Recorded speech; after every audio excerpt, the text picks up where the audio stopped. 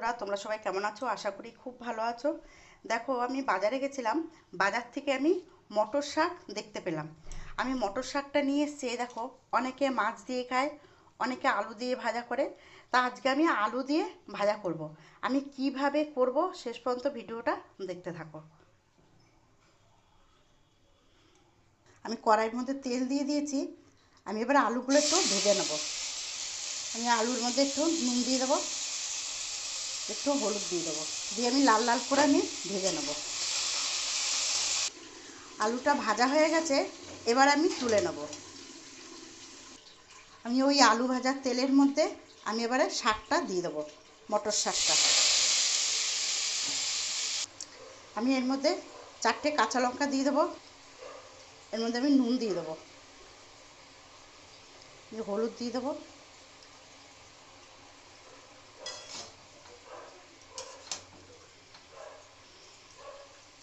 যেহেতু শাকটা দিয়ে জল বেরোবে, আমি এবার একটু ঢেকে দেবো। শাকটা দিয়ে কত জল বেরিয়ে গেছে দেখো।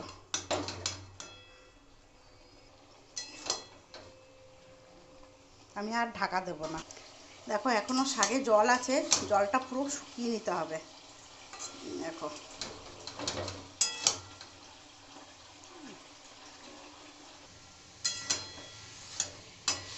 জল অনেকটা শুকিয়ে গেছে।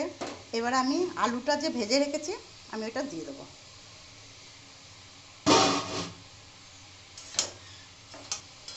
আমি খুব ভালো করে আলুর সাথে মিশিয়ে নেবো শাকটা। শাকটা হয়ে এসছে, আরেকটু হবে, আবার আমি নামিয়ে দেবো।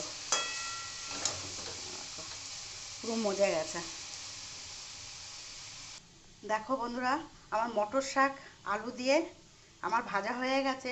যদি আমার রান্নাটা তোমাদের ভালো লাগে, তাহলে একটা লাইক কমেন্ট শেয়ার করে দিও।